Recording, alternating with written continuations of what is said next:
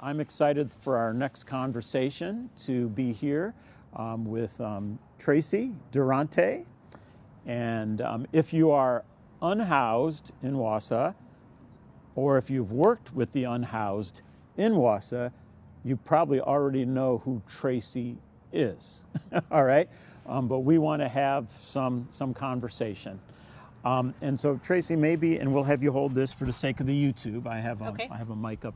I have a mic up here.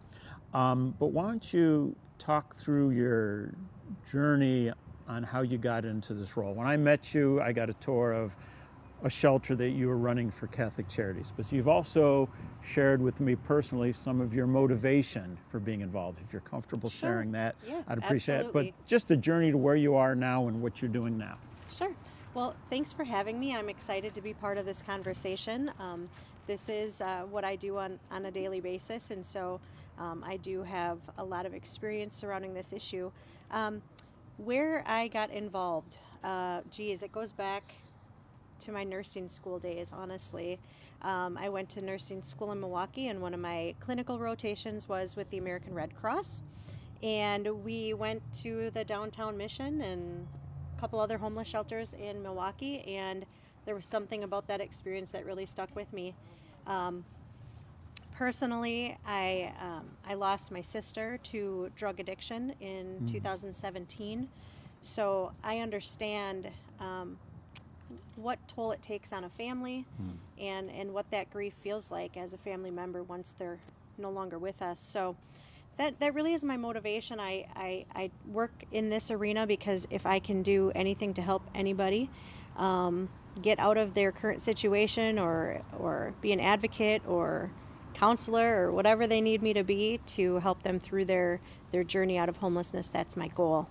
In 2017, I did start working for Catholic Charities and ran the Wausau Warming Center. That is a night-by-night emergency shelter that operates 6 months out of the year, November 1st through April 30th. And through that experience, I was able to partner with one of our officers from the Wausau Police Department, Eric Lemeron. He was assigned a special detail to the downtown area and the unhoused, and he was paired with a North Central healthcare professional, and the two of them tackled homelessness and came up with some solutions that had some results. I think that it was through that experience that it clearly was defined in our city that we had an issue, that we had, once Eric's special detail ended, we needed to continue that work.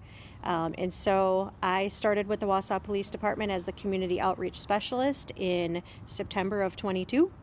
And my role is to provide advocacy, to provide support, resources.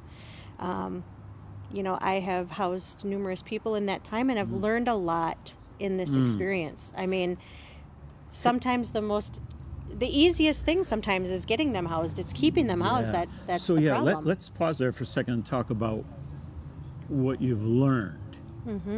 All right, because I think sometimes there's misunderstanding.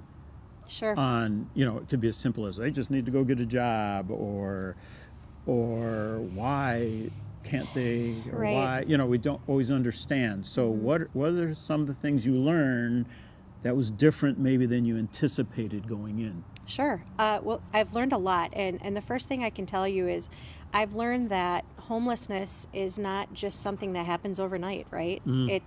There's a continuum of homelessness that's quite large, and it takes a series of really traumatic events typically to land somebody in homelessness. And so one of the things that has been really educational for me is just hearing stories of the people that come into shelter and that I come into contact with in my current role, and like, where did they come from? Like, what happened to them to get them where they are today? And that's been really educational for me. I didn't realize how hard it would be to be homeless, but a lot of these folks come to us without identification because it was stolen or lost. And just simple things like that, just getting that reunified back with them, it's a process. So in order to apply for housing, you need to have an ID, you need to have a source of income. In order to apply for a job, you need to have an address. So you know, there's a lot of them that want to work, but what do they put down on the application as their address when they don't have one?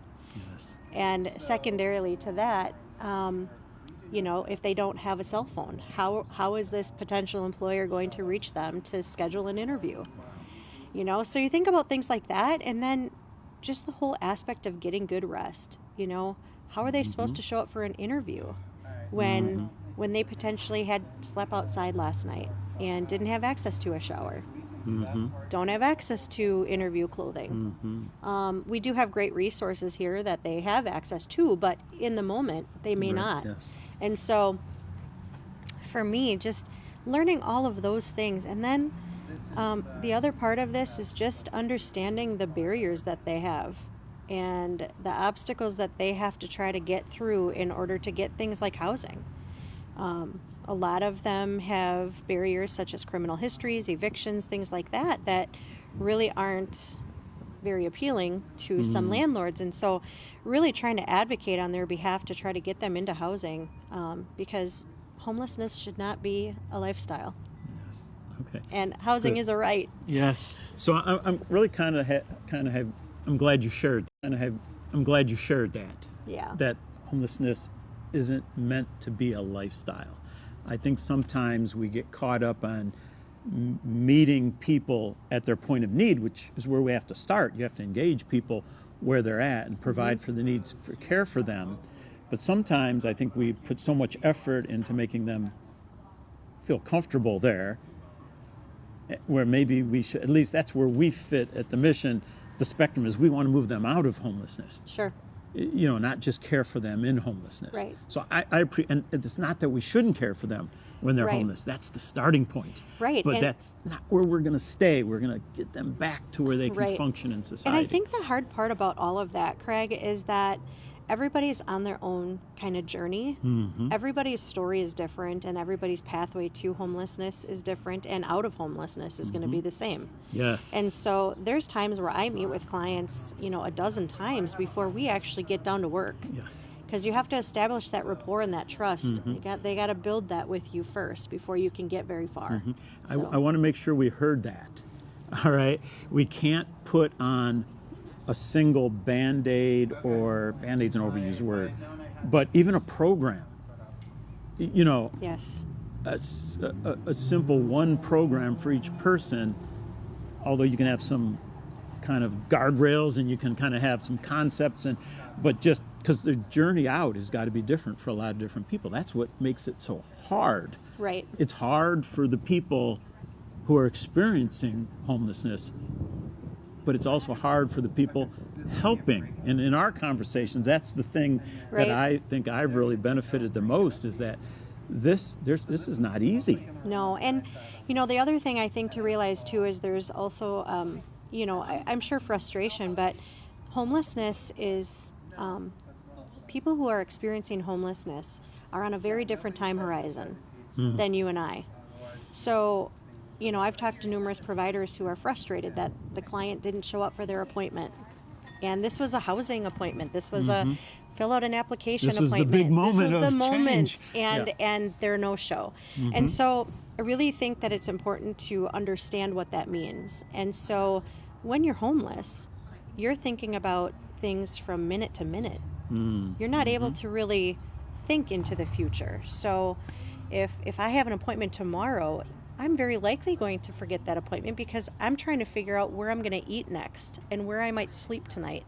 And so I think it's really important to understand this population too in that respect. And they're not trying to be neglectful of their responsibilities, but you know, it's hard. It's really hard. So in your role,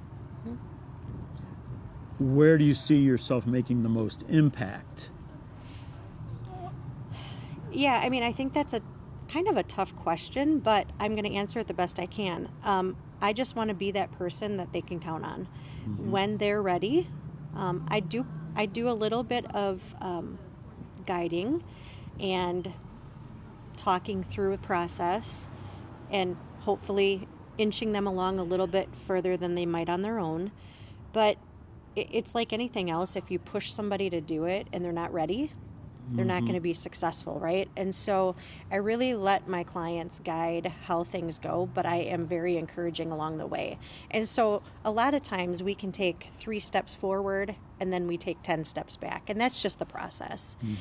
So what I can say is my biggest impact is making sure that they know they have somebody they can trust, somebody that they can call upon in their time of need, somebody who, once they're housed, can call upon after they're housed to have some follow-up. If they still have some needs or concerns, I'm there to help them at that point too. It's not just get them into housing and then say goodbye. It's follow through. So I think, at least coming from other cities, and I brought this up really at the beginning of the live stream, is that our police department is very different than what I've experienced elsewhere. All right, and I kind of want to take a step back and reiterate this again. The police department has an employee, okay? That means resources are being spent. All right, there's a salary, there's benefits, there's equipment and space, all right, that the police department has committed to having someone to be a liaison specifically to be available to people who are struggling with homelessness. Yes. All right. Our city needs to be commended for that. Absolutely. All right. I agree. I really do. And kudos to Chief Barnes, who earlier this year stepped up and said, sure, we'll take on a shelter. So that was my next thing I was going to. Even then with that commitment is when we got to the point that Catholic Charities went back to their model of warming center, which you started at, which is basically warming center. We're open during the bitter cold weather to save lives. Absolutely. From November to the end of April. That's a little longer than in some parts of the country. But here in Wausau, that's when we have emergency shelter open to save lives.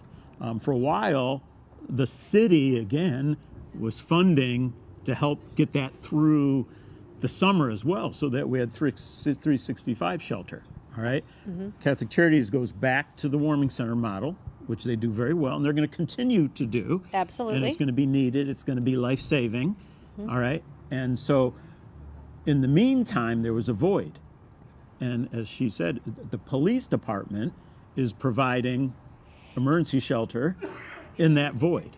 Absolutely. There is hope that you won't have to do that long term. And so that's one way that Bridge Street Mission is wanting to be part of the solution for that and take over that responsibility of providing the homeless shelter. But that's not 2 weeks away. That's not 2 months away. That's spring. That's spring. And we're very grateful for that, honestly. I mean, it's been an honor, honestly, to serve this population in this capacity. I'm glad that we can do it. But yeah, I think that it has pulled me away from my day-to-day duties a little bit. So I'll be excited to get back into just helping people with their more immediate needs and working collaboratively with you and with Catholic Charities to bring this community together. Because we all know that this is not a city problem. This is not a one agency problem. This is a county, community, nationwide, whatever you want to call it. This is a big problem, and we all have to work together to make it happen. So we're kind of running out of time. So, but I want to ask you one last thing. Can you share, even if you don't have to go into names? Sure. But that one success story that stands out to you in your mind, that where we were able to move somebody from the street to their independent housing? Wow. Well, Craig, that's a loaded question because there's so many I could think of. The one that really stands out to me, and unfortunately, he's no longer with us because he did pass away from cancer, but I had been given this referral of this gentleman who was unhoused, who was undergoing cancer treatments, and he was on tube feedings, and he was putting his tube feedings in the snow to keep them cold. Wow. And I just thought, my goodness, this can't be the way that this man spends the rest of his days. And so I worked with him. He was pretty standoffish. He was very sick. But we ended up getting him into housing, and within 1 week of him being housed, he passed away. So what I feel good about with that scenario is that he got to pass away with dignity and in a safe place and not on the streets. Yes. And to me, that one stands out because that one hit me pretty hard. Okay. But there's many, many more. Yes. So. All right. Well, I wish we had more time. And if you get bored in the middle of the night and you want to come back, you're welcome to come back. But I do know you have your daughter to go pick up. Yes. So we do have to release you. Okay, well, thank you so much. But thank you for serving. We continue to look forward to serving in this together. Awesome. All right. Great. Thank you, Thank you. Tracy. All right.